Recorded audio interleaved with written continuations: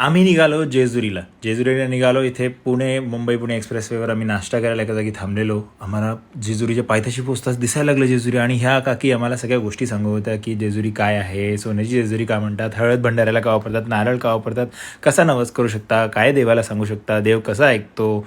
आणि ह्याच्याबरोबर आम्हाला इथे सुंदर असं typical authentic traditional cultural Maharashtrian music with Maharashtrian instruments आम्हाला ऐकायला मिळालं. खूप मजा आली. असं अक्षरशः वाटलं, कारण एखाद्या जागेचं लँग्वेज नंतर त्या जागेचं म्युझिकच तर खरं त्याचं कल्चर रिप्रेझेंट करतं.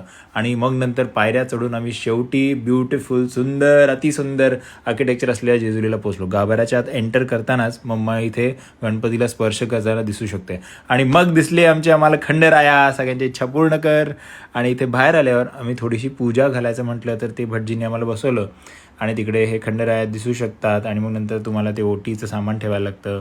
मग नंतर तुम्ही येळकोट जय मल्हार करून, हा माझा मित्र अजिंक्य, माझा जवळचा मित्र, आणि हे म्हाळसाबाईचं स्थान, हे मी, हा माझा मित्र परत.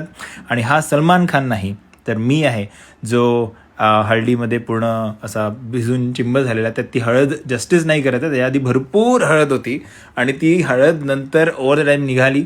आणि म्हणून मी ते शर्ट चेंज करायला घेतला. त्यानंतर आम्ही गेलो मोरगावला मयुरेश्वराचे दर्शन घ्यायला.